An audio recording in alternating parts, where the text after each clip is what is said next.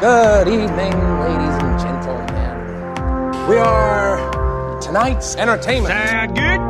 Yes, sir! I know who I am! Did IQs just drop shot? That could have been. I have a plan. I like this shit. You know, it's exciting. Dance off, bro. It is your Me and you. destiny.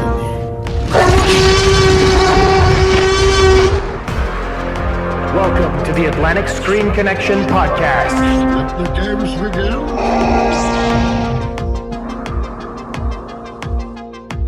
Hello and welcome to the Atlantic Screen Connection Podcast with Jason and Lee. Next segment, I'm Jason. I'm Lee. And this week we have a very special guest with us in the name of Gavin McHugh from Mini Media Reviews. How you doing, sir? I'm very well, thank you. Nice to be on the show. Lovely to have you. Oh yeah, this is going to be great, man. So before we get into it, like we usually do in terms of how we talk about news on these segments, a little bit of movie news, which is probably going to date episodes, but we don't really give a shit. That's who going the to be fuck fun. cares? Exactly.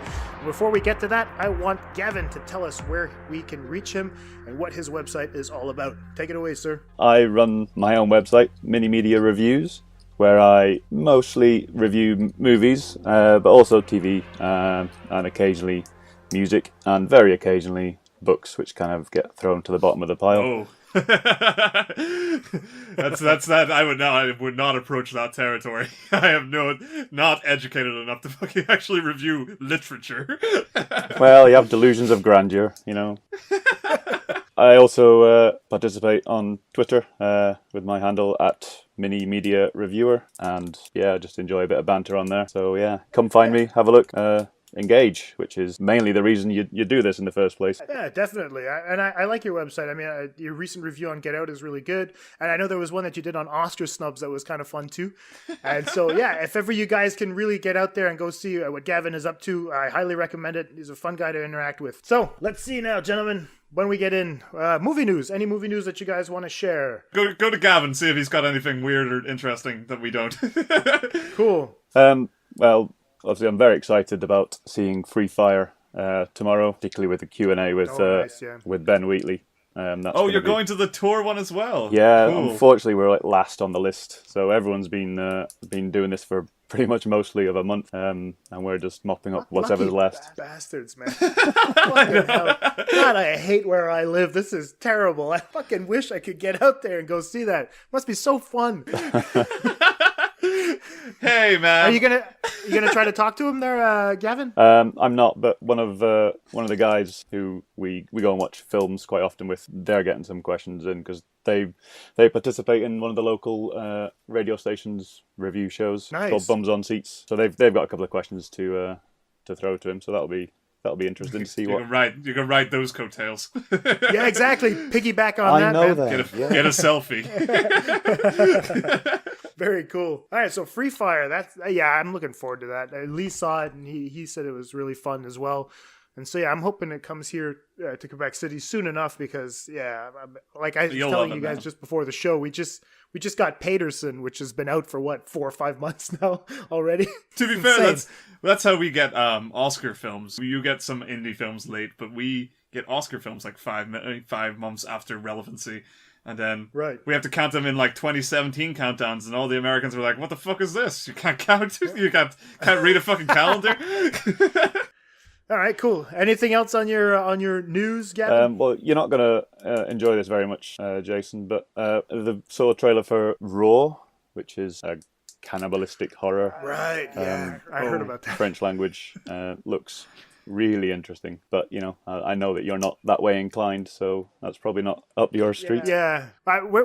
Weren't they giving out like bags to people in the audience because some people were actually getting sick during screenings? Jesus. Indeed, yeah. I read that report. I think it was only in Canadian cities, though. I don't think anybody over here was affected that way. We have cannibals here in Canada, but they apologize all the time. So I'm so sorry I bit you. I'm sorry about what happened. It's like, I'm sorry. But you want to hear something sick, though? I used to tease a girl occasionally. You guys remember the movie Alive? Yeah. Yeah, with the plane crash? Yeah, exactly. Now, please don't get offended by this, and I know it's a true story, but I'm trying to take it out of context of a true story. Let's say it was fiction, just for fun. Sure. I would like to see like, I mean, they did have to eat people to stay alive, which is probably one of the most terrible things that you have to do, like in terms of, if we put it in morality, you know, in terms of ethics, you're like, shit. But my sick brain went a completely different way with that and started thinking, what if they developed a taste for it? And you have to come back to society after that to kind of keep that secret to yourself. Just live with the fucking desire. That is a tough moral quandary you put forward. And it's a weird thing because I remember I was, this is how to not talk to a girl. I remember going out to a bar with a girl once, and we were talking about last meals. Some story. This is a sick story, but anyway. And so we were talking about last meals, and she said to me, she says, if ever you went to jail, which is highly likely eventually, what would be one of the things that you would ask for as a last meal? And I said, just to see what kind of a person, if she could like take twisted humor a little bit. And I said, you know what? I'd probably ask, possibly, you know, to taste flesh, like human flesh. I would like to know a little bit of this, like chicken or whale blubber. I have no idea exactly how it is. And man, that date did not last too long. Oh my god. Well, fucking, that was a good test. I mean, Jesus. I would laugh at that. Come on. Exactly, which is why I have a show with you. But anyway, if this gets all cut out, I understand it. No, that's a good anecdote. But anyway, so you're looking forward to Raw, Gavin? Is there something you want to share on the show? Just to see how it's done properly, you know? No, it just looked really interesting on the trailer. They didn't show too much, but it created quite a bit of buzz last year, I think it was, at some of the festivals. Right. People being sick in the theaters is, it's obviously something there, that you want to see whether it has the same effect on you or not. Yeah, it reminds me of the Passion of the Christ. People were passing out because of the violence that was there, and it gave there was the other aspect after that gave a negative buzz to it, but this one kind of got a little bit of notoriety. I feel like the same thing's happening with Raw right now, to the point where I'm actually interested in seeing it. That's it. It's more of an interest, rather than a burning desire to see it. But it's intriguing to see what they've done with it and how they've managed to make it into a hopefully decent enough film. Right. Do you like popcorn? Yeah. I dare you to buy popcorn when you walk into that film.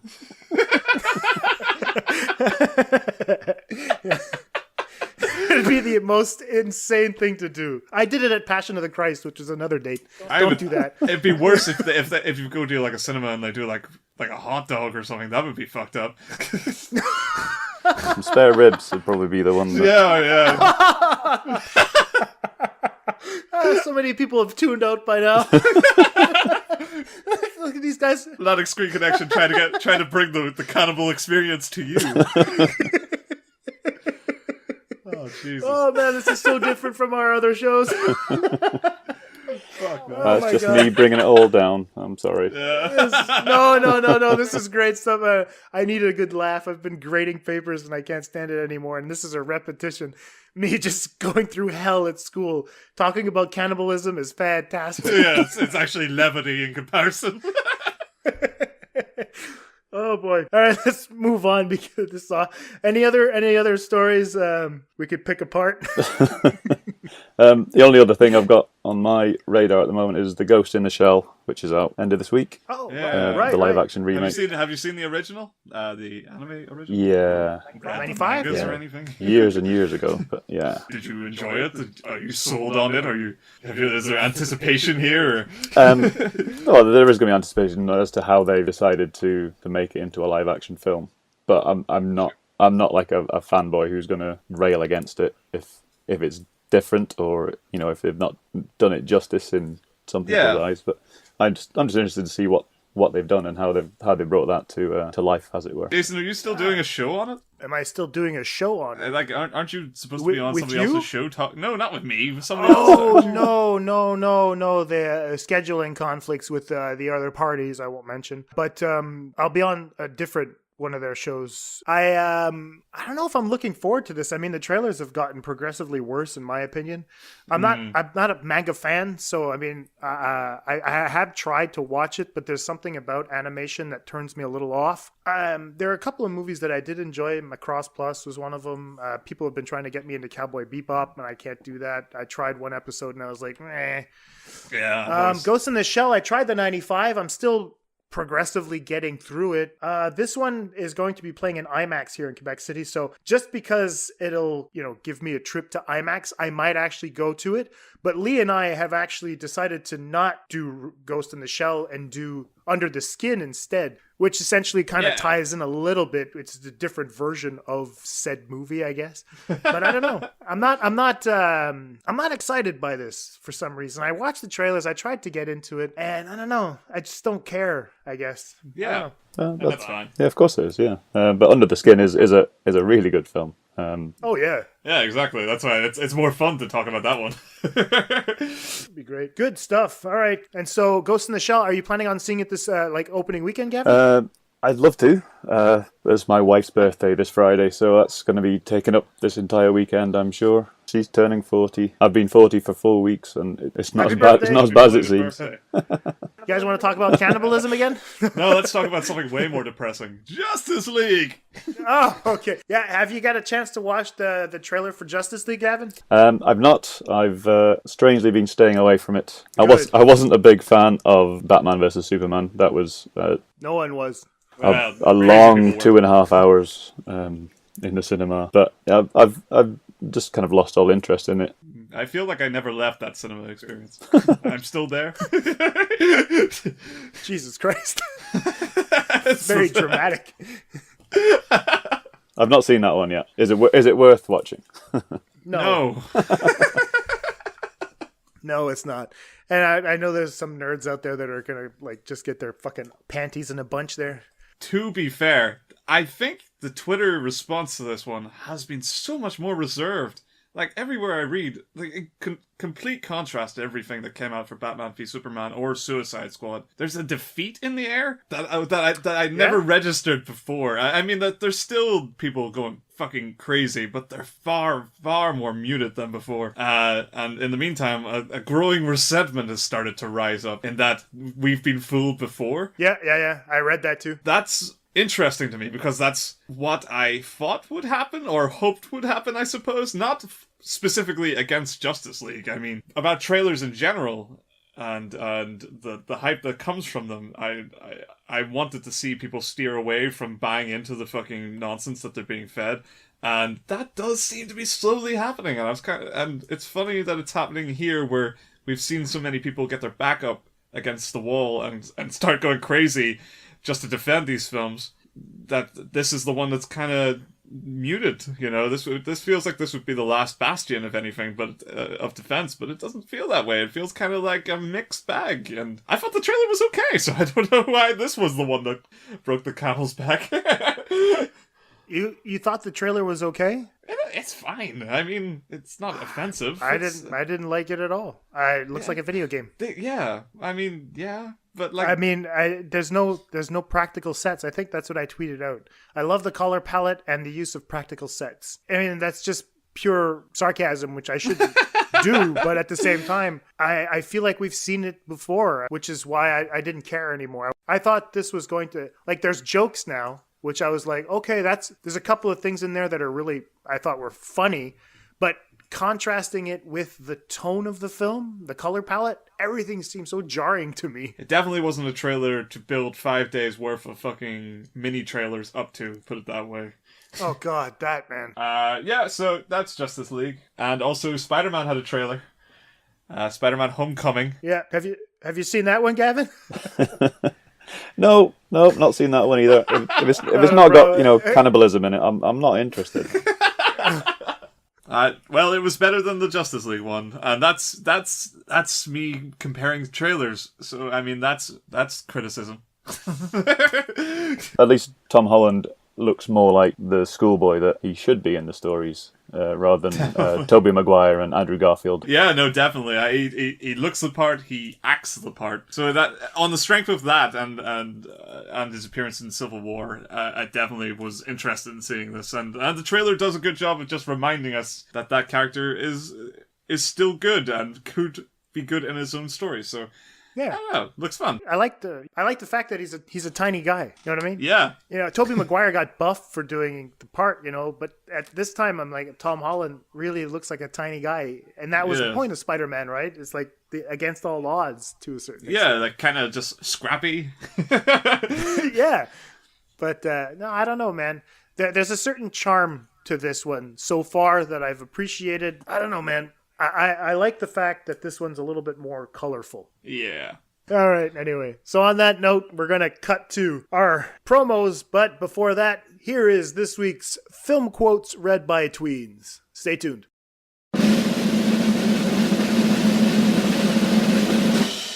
Any of you fucking pricks move, and I'll execute every motherfucking last one of you.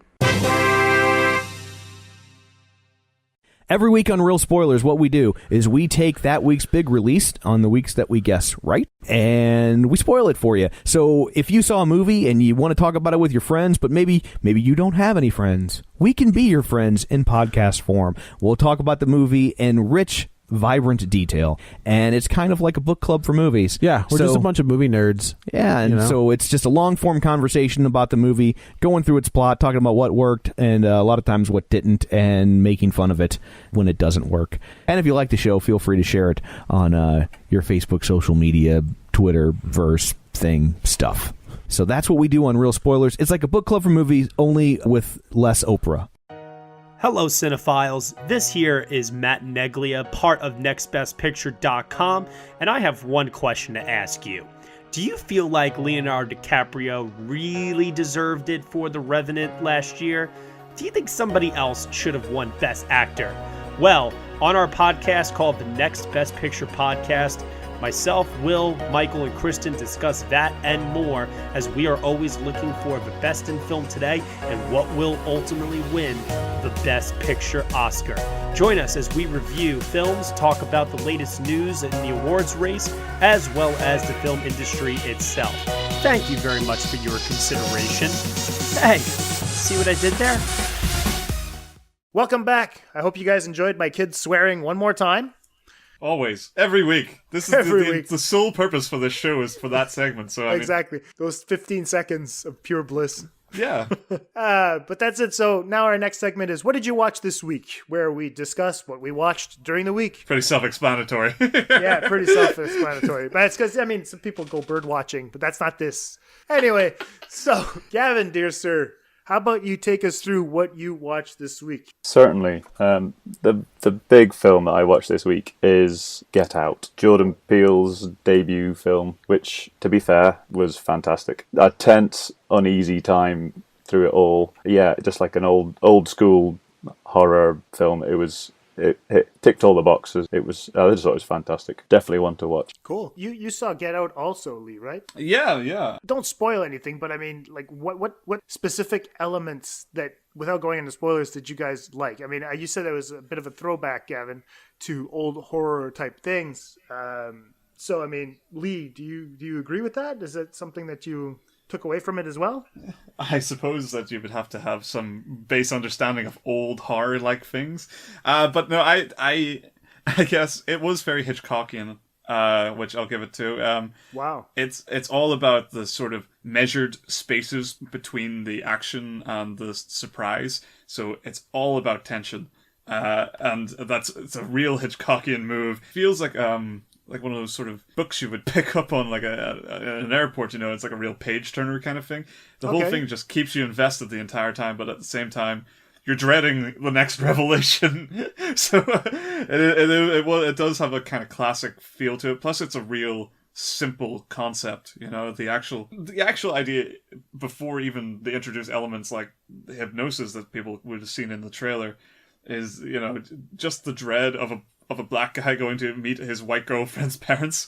That alone is a solid concept that they don't just let it rest on its laurels. They kind of take it somewhere. So yeah, definitely, it's got a lot going on. Indeed, yeah. I mean, it builds the tension and the suspense so well. It doesn't reveal too much too soon, and you do get this atmosphere as you go through, and Chris, the main character, finds out more and more about what's going on, and the situation is just spiraling slowly out of his control. And the creepiness, but also strangely pleasantries from the parents who he's gone to meet. It's a strange concoction of emotions that he's managed to throw in there. The build-up and the payoff worked really well for me. Absolutely.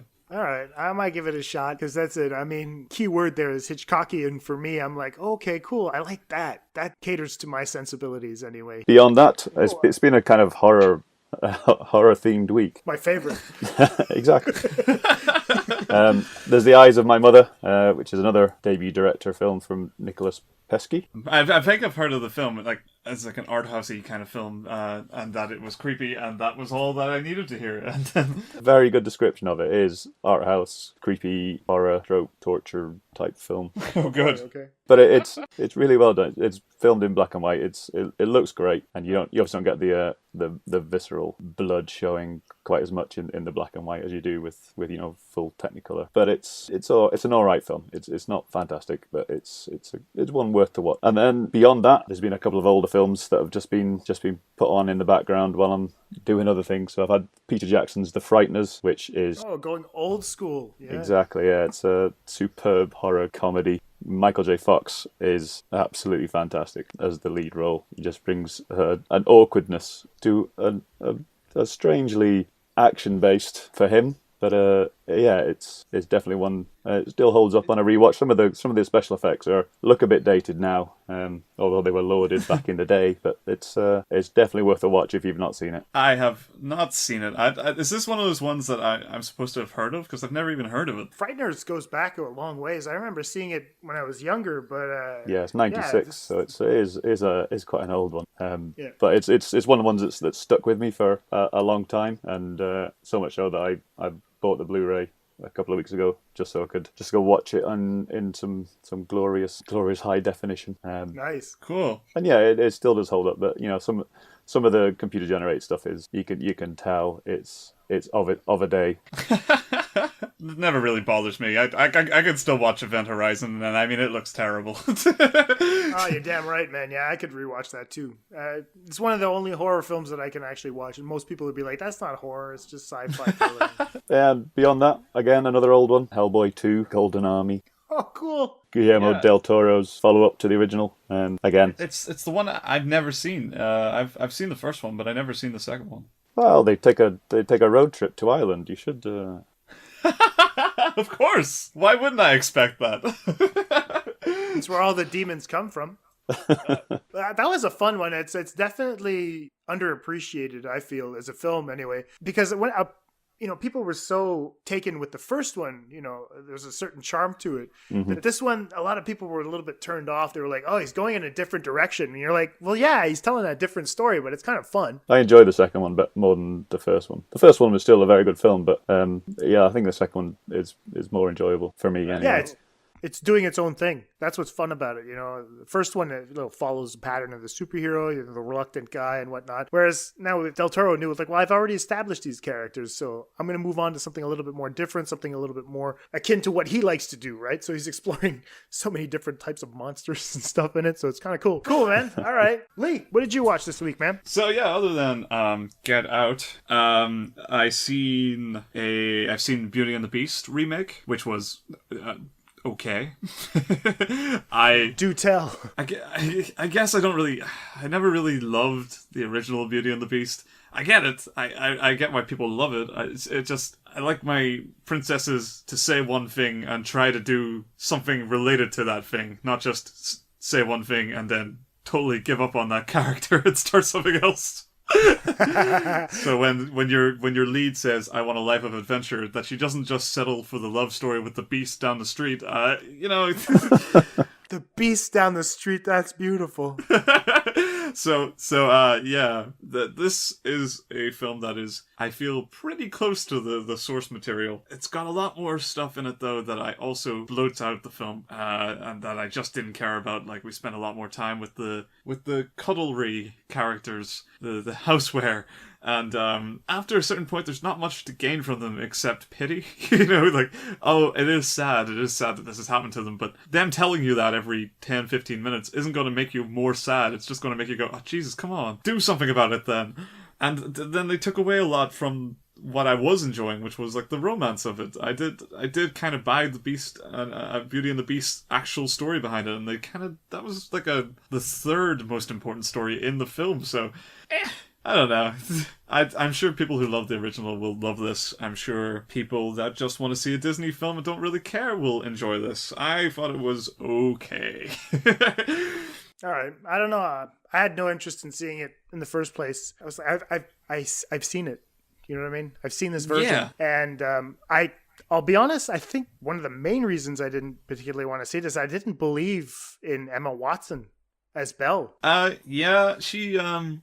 I kind of thought that going into it. She did convince me. She was because the character is so based on her book smarts, she does have that air about her where she's well read. So she did win me over. Not as a singer, but certainly as a character who likes books. Have you seen it, Gavin? I've not. And the only reason I would go and see it would be if my daughter wanted to go and see it. But she's not seen the original yet, so we've got a long way to go before we get to the live action version. So that's fine. All right, so she hasn't expressed any interest. She doesn't know, but they don't get a lot of TV in our household. We got a film night on Sundays, and that's about it. So unfortunately, there's been a lot of trolls recently, which I mean, I don't even understand how they pulled that off. You know, that was another 90s property where I remember having a troll when I was a kid. You know, I was like, look at the hair.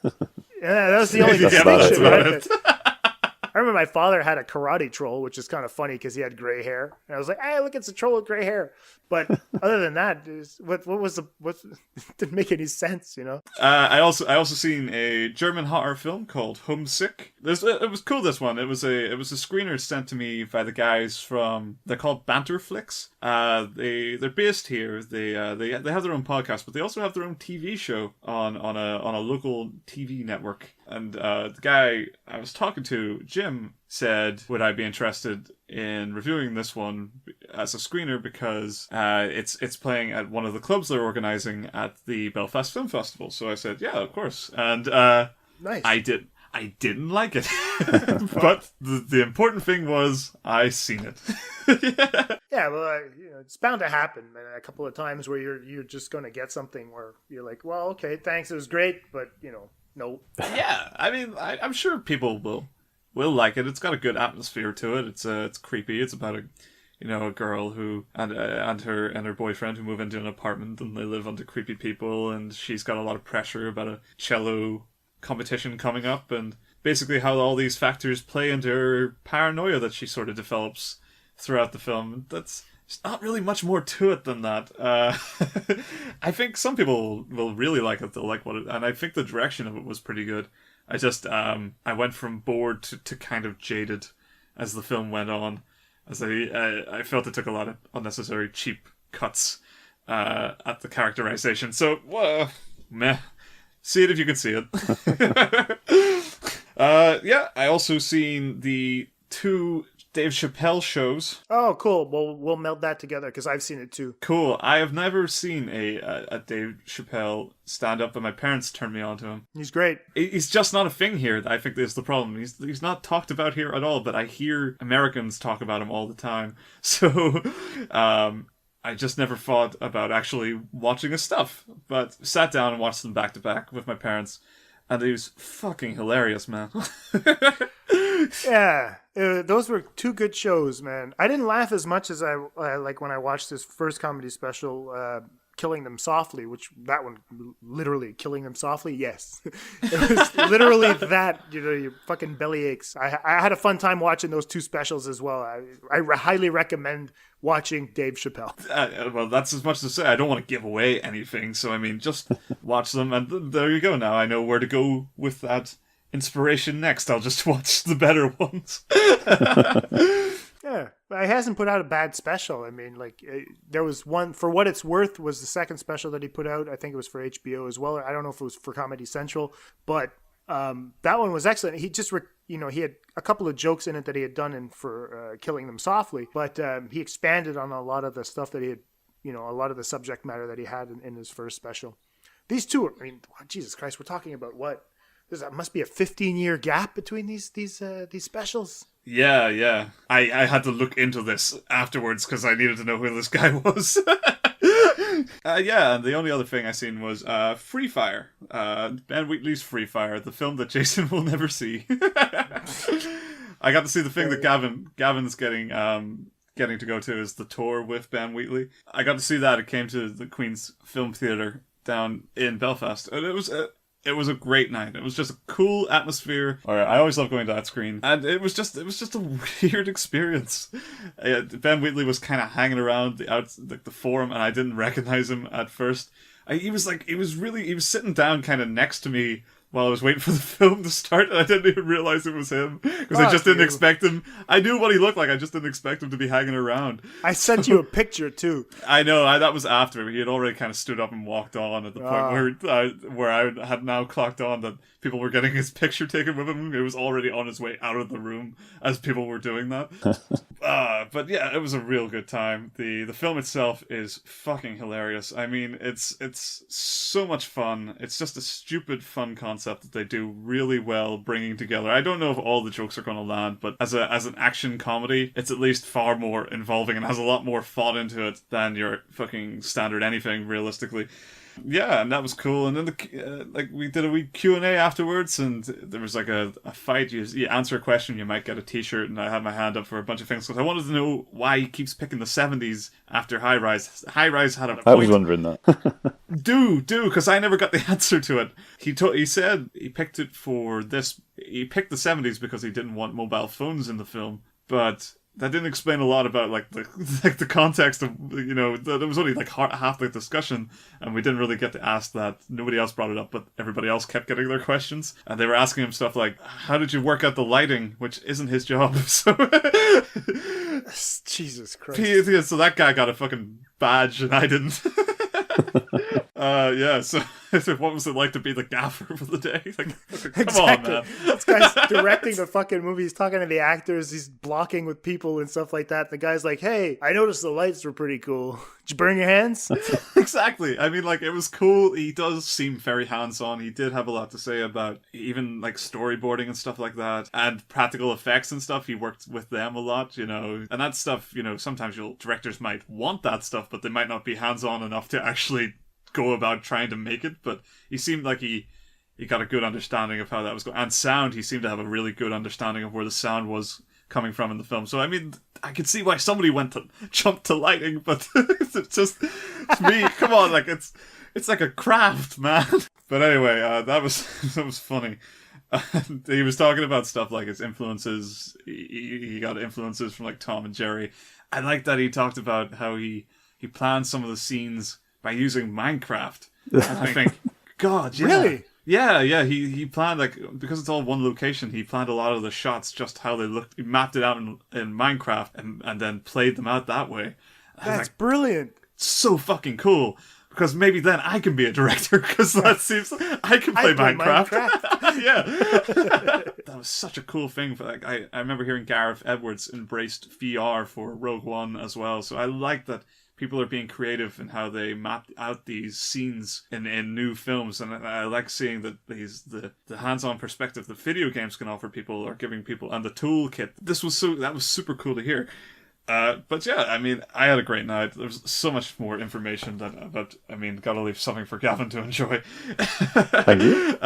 Yeah, but it's such a good film, so I totally recommend it. I am looking forward to seeing it tomorrow. It should be an occasion. Get a picture of him. He seemed approachable. I'll do what I can. I'm looking forward to seeing it next year. But yeah, that's my stuff for the week. Here he is. 1,000 apologies. Hate it when people are tardy. It's good to meet you boys. Thanks for coming out.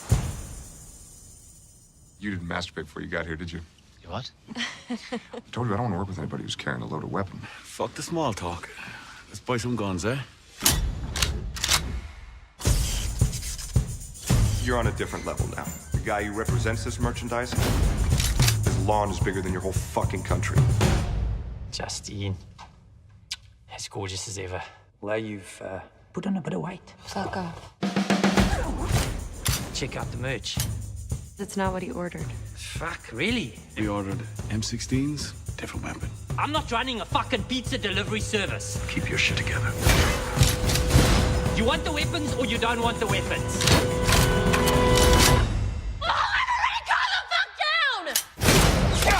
Here we go. Oh, now we're cooking. We'd like to leave with our money. And I'm sure that you boys would like to leave with the weapons.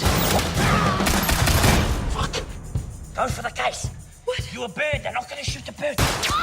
Shit, I'm sorry. Oh, you little asshole! Here we go.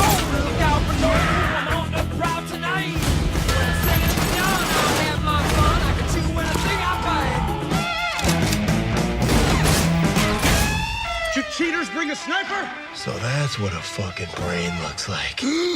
Whoa, fuck! Hey, party Marte. Come on, man. It's a big roll.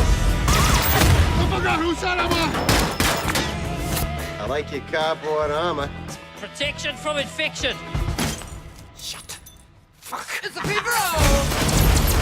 Tell me who hired you right now. Yeah, it's a big roll. It was. You've got two choices. One, you distract them and I leave. What? Or two, you kill all of these motherfuckers and I leave.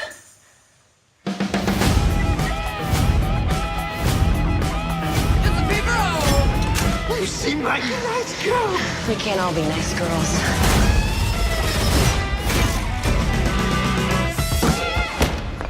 The fuck? So, Jason, did you see anything? Well, see, this is the funny part is that every week when we started recording the podcast, what did you watch this week was always my bane because I was like, man, I didn't watch anything. And it was just an ongoing thing because every week Lee would say, is this one of those weeks that you watched so much shit you just don't remember? And surprise, surprise. It turns out to be the same thing. I just ended up watching so much crap that I was like, I don't think I watched anything. Shows the stress of that you're under with the workload that you're dealing with, that you physically black out everything you've seen around it. There's that. That must be the real reason. It's like I was like, okay, I've been fucking grading papers since this morning. You know, I go to the gym, that's fun, and then I come home and I have to grade papers, and then I'm figuring out by the time I get to nighttime, I'll watch something, but then I just don't remember. You know, I'm just like, oh, well, that was kind of fun. But anyway, so I ended up watching a bunch of shit, and I had no idea. So I watched the 2 Dave Chapelle specials, like I said to you. But then I also sat down and I watched another comedian, another stand-up comic called Katherine Ryan, and she's Canadian, but I think she actually did her show in London. I am always on the lookout for some new female stand-up comedy artists because I don't find that there's that many that I really, really like. Everybody's tuning into Amy Schumer, and I just, please don't do that. She's not good. She's not funny. She's got a reputation for whatever, but she's not a funny lady. One of the funniest women that I did watch was Ali Wong. So if you guys can go to watch that on Netflix as well, it's called Baby Cobra. Fuck, I laughed at her show. But this new one, Katherine Ryan, I'd never heard of, and I don't remember the name of her show, but just type in Katherine Ryan on Netflix and watch that special. She could be a little off-putting at first. However, stick with it because there are a lot of good punchlines that come out through her comedy. And cool. I'm going to sit down and rewatch that. Again and again because I really had a fun time. So because I wanted to ruin my fun time, I watched Cowspiracy. It's got to go. The award for the worst documentary name has to go to Cowspiracy. Well, explain why. Because I don't want to watch it because it sounds like it's full of made up facts because it's a conspiracy. And then it's got a stupid pun in the title, so it's so many on so many levels. I don't even care what it's about. Because I never cared. It's been on Netflix, hovering around Netflix for like 2-3 years. I've seen it. I've passed by it so many times. because it's called Cowspiracy. Yeah. Somewhere on the level, you're not taking what you're doing seriously enough if that's the fucking title you give for it. I don't know, man. Well, I'll be honest with you. The guy who made the movie looks like he fits the part. You know what I mean? So you're kind of watching it and you're like, I get it. I get the hippie bullshit that he's putting forth. The information, had it come from someone else, I think I would have been a little bit more on board. Although the information he's giving you is really important to know, I was like, oh, Christ, that is something. I mean, you basically finished the film going, yeah, maybe we should eat less meat because with all the fucking shit that it's producing, keeping these animals alive, we're creating these these greenhouse gas effects, just based on what we're eating. Apparently it accounts for 51% of all the greenhouse gases. And you're like, just having this red meat, the cows around. It's just at one point you're like, how much difference am I making by like going through the 7 or 8 fucking bins that I have to go through to throw out a piece of fucking cardboard? You're like, okay, is this waxed cardboard? Is that type of cardboard? Do I have to put in the green one, the red one, the blue one? Which one am I? It's become a fucking stress in my life now where I'm walking around and I decided to just hold on to my trash.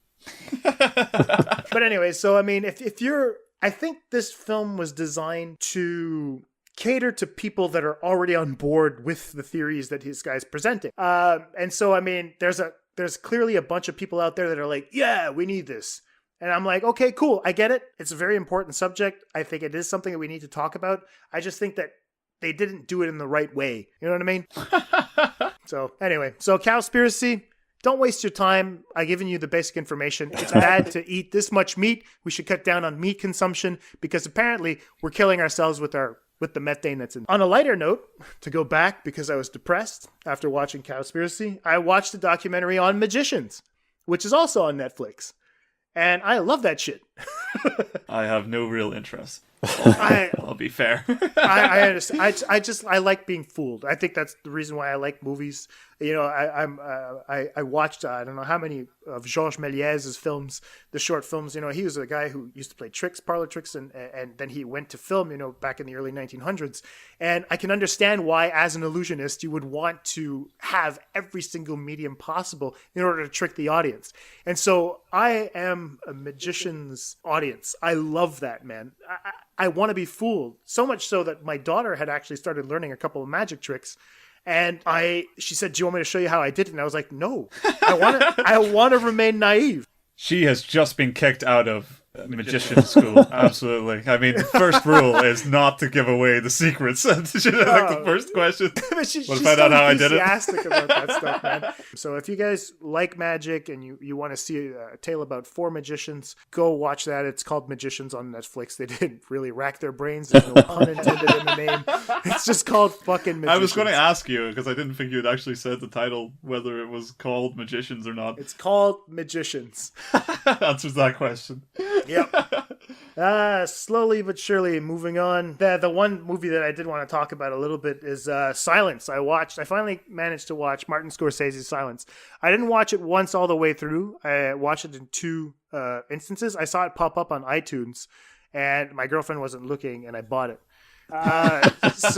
And I fucking loved it. I really, really loved the picture. I didn't think I was going to because whenever it has to do with faith, belief, religion, and stuff like that, I'm not too sold on that to begin with. But I decided to go in with an open mind and was pleasantly surprised at how Scorsese handles the thing, because this really shows that it's a personal film for him. And when you get both sides of the story, the Japanese side and the Portuguese, right? The Portuguese ministers? Yeah, that's right. You can understand both sides equally. And I mean, I remember talking with Mike from War Machine versus Warhorse, and I was like, do you feel like Scorsese is just going a little bit too hard on the Japanese and trying to portray them as evil? And he just wrote back a flat out, nope. He didn't give me not an explanation or anything like that. And then we got to talking because I coaxed him into it. And I said, why? Because I felt like he wasn't portraying them as evil. And there was an argument that I had seen. And I was like, he says, no. He says, how would you react if someone came over to your house and started doing what the fuck he wanted? And I was like, that's a really good point. And so, and being from Quebec and like cultural identity is something that's very present in where I come from. Here in Quebec, there's a I won't call it a problem, but there's a way of seeing society like that is going to be anti-Canadian. Quebec knows what they're not, but I never feel like they knew what they are. So there's always a big emphasis on culture and like, oh, we're not like that, we're not like that, we're not like that. And then you put the question, well, what are you? They're like, well, we haven't figured that out yet. But it's a constant struggle. They have faith in the culture that they have here, but at the same time, it's always a constant struggle. And so I kind of thought it was fun because you could take Scorsese's Silence and look at it from so many different angles, not just from a religious point of view, but how faith or trust informs many of the decisions you have going through. So he takes it to a level that I was like, oh shit, this can be applied to so many different things, not just religion in this case. And I thought it was really brave of him to put it that way because it's his inner struggle as a person with faith. But do you have faith in your own potential as a person? Where do you get that from? And some people will actually just dive into religion, but other people, like him, dove into movies, which actually becomes a form of faith in itself. So anyway, Silence really spoke to me. I really love the picture. Yeah. I also really like. I think it's. I get what you're saying. It's general enough in its big swaths to sort of apply to so many things. I think that's one of the great strengths of it, that it does speak to a larger condition about human faith and the many ways we can find it. I do feel that the film does get a little too specific about how this is Christian faith towards the end. That kind of undermines that. And I also, maybe it's the difference between where I come from than where you come from, but because I also live in a culturally sensitive, divided city. And okay, right.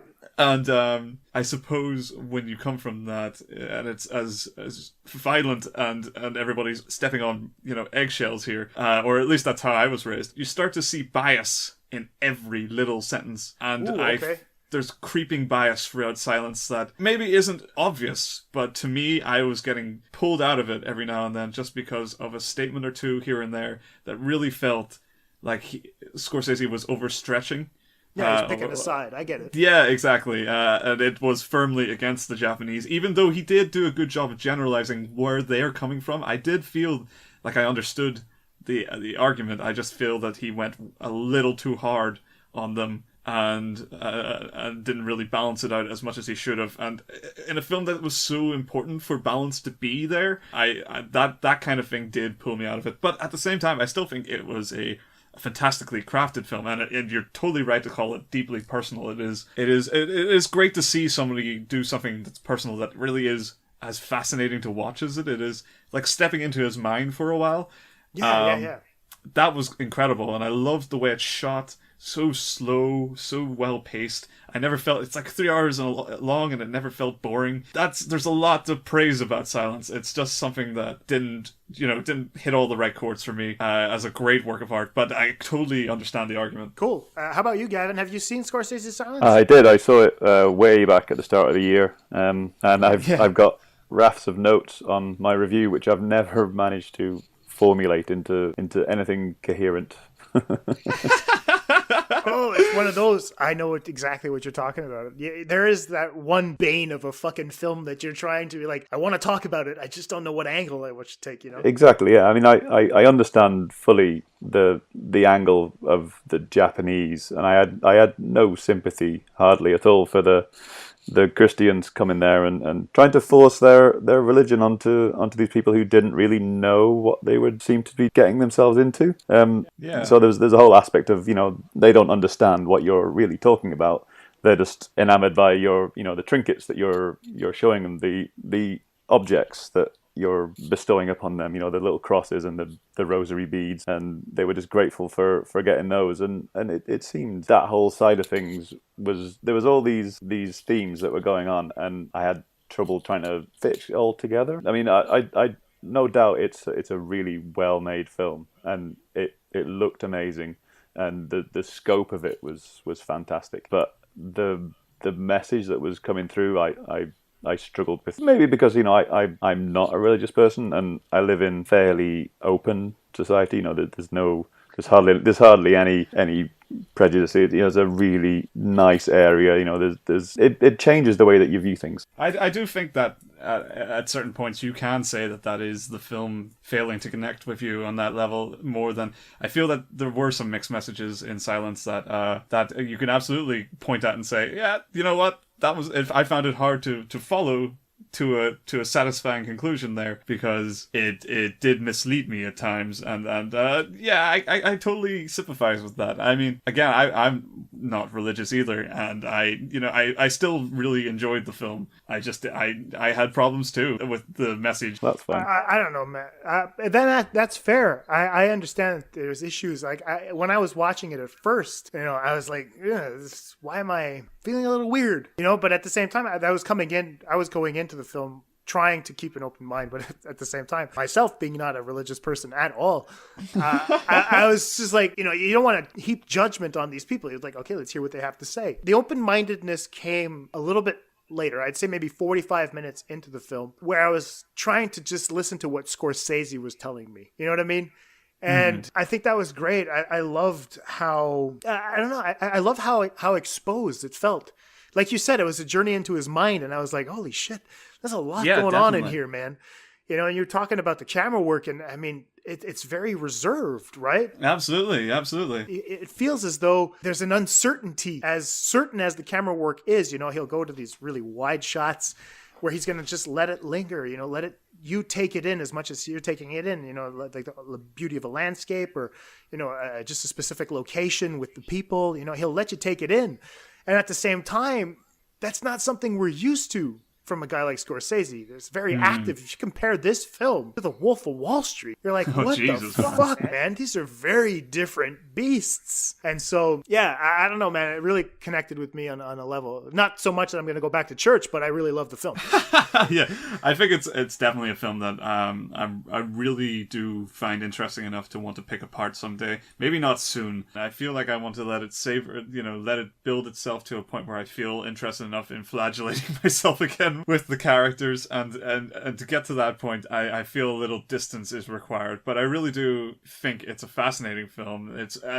All the more fascinating because of its flaws. So I think that I think that there's so much meta stuff going on there regarding its sources and its context that I would love to take the time to really entrench myself with, but it's got to be a real long, slow burn to the build up to that one. Anyway, cool. So that's what I watched this week. Cool. I feel we've got a good spread between the three of us. A solid mixed bag of documentaries, horror films, and whatever the hell crap that came out in the cinema. Yeah. So, shall we close this out, gentlemen? Let's do it. All right, awesome. Gavin, once again, thank you so much for coming on. Sorry we stole more time than we said we would. Oh, it's been a pleasure. Thank you very much for having me. Cool. So where can we find you again, dear sir? Website is Mini Media Reviews, and you can find me at Mini Media Reviewer on Twitter. So yeah, drop me a line. Yes, please do. Go interact with Gavin. It's going to be really great. I'll put a link to your website in the show notes as well, and I'll put your Twitter handle as well, so that people can go get you right away. Brilliant. Lee, what are we doing next, Lee, man? You want to tell people? So we're going to hopefully be next week. We're looking to do Under the Skin as our sort of mild protest of Ghost in the Shell. As for outro, my name is Lee Brady, and you can find me on bigpicturereviews.co.uk along with my cast of friends and family who all write reviews unprofessionally, just like myself. And you can also find me on Twitter at BigPicReviews. I'm no longer Big Picture Reviews on the name, I'm Lee Brady, so that should make it a little easier, because I'm trying to decentralize the Twitter so that all the authors have a part and can promote their own stuff, and I feel like I can give them credit, and they take the comments and see them for themselves. So it's an experiment. We'll see how it goes. I also wanted people to feel like they could interact with me and not some sort of faceless corporation. So my name is Jason Michael. The reason why we're reviewing Under the Skin, not that it's a bad film, is because Lee's too chicken shit to review Silence the same way as he was too chicken shit to approach Ben Wheatley. You can find me at AtlanticSC on Twitter. Yes, I've changed my Twitter handle to AtlanticSC. because I'm moving on. Film faculty is going to be closing down shortly. I'll be adding a link to Big Picture Reviews so that I can have a column where I get to shit on all of these things. But that's it. So we're going to be moving everything over to one website under the Atlantic Screen Connections banner so we can get a lot more people involved, create a movement so we can take the planet back from these so-called critics everywhere else. We'll get Gavin in under this as well. It'd be awesome. Thanks for including me. I was about to get hostile then. No. I was just playing. I love everyone. Yeah, so that's it. So, Under the Skin is definitely one of those movies that I'm so happy we're going to be tackling. We're going to have a special guest as well. Some of you guys out there that are listeners that probably listened to when I used to have Film Faculty's Real Table Talks. Carrie Lynn was one of the people there, and she loves this picture very much, and she's been dying to talk about it. I have text messages as proof. She's been like, we have to do this. When are you doing Under the Skin? When are we doing Under the Skin? And I was like, we're going to do it. I want to thank you guys all for listening, and I guess that's it for this week. Take care. Thank you very much. Bye-bye. Bye. Bye.